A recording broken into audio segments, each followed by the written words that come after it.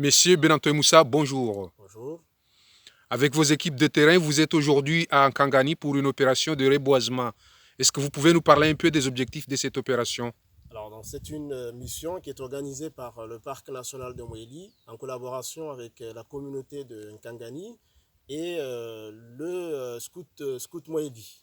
Alors, l'objectif, il s'agit d'une mission qui rentre dans le cadre de la politique du parc qui consiste à fertiliser les sols, c'est-à-dire à réparer les sols qui sont dégradés et également mettre en place ou alors créer un parc à bois à la disposition des communautés. Alors donc ce parc à bois va contribuer à l'alimentation de la filière Ilang par exemple.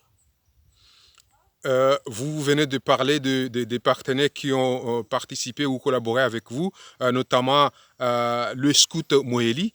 Pourquoi le Scout Moéli? Alors, le Scout Moyeli, tout d'abord, c'est un partenaire de longue date puisque tous les travaux que fait le parc, notamment sur la conservation des forêts, la restauration, les reboisements, et nous avons toujours eu à travailler avec le Scout Moyeli.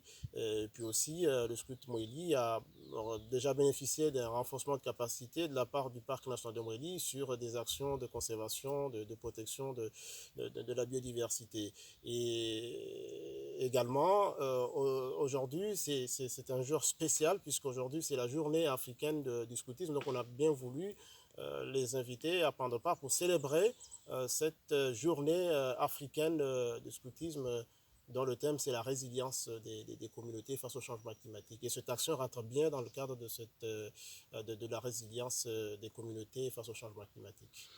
Est-ce que vous pouvez nous parler un peu du protocole que vous avez utilisé par rapport à cette opération? Alors donc le protocole reste le même. Donc ici c'est un type de, enfin le sol, c'est un sol qui est dégradé, qui est très très dégradé, qu'on appelle de PASA. Alors donc le protocole qui a été utilisé, tout d'abord c'est le choix des espèces, puisqu'il faut trouver les espèces qui s'adaptent à ce type de sol. Donc on a utilisé deux types d'espèces, c'est l'Iricidia et l'acacia. Et le protocole de plantation, donc on a fait quelques aménagements, surtout sur les endroits où on a une forte érosion, donc on a fait des aménagements pour permettre de stabiliser quand même le sol et de pouvoir faire pousser les plantations. Et entre deux pieds, donc on a pris donc une distance de 1 mètre entre deux pieds.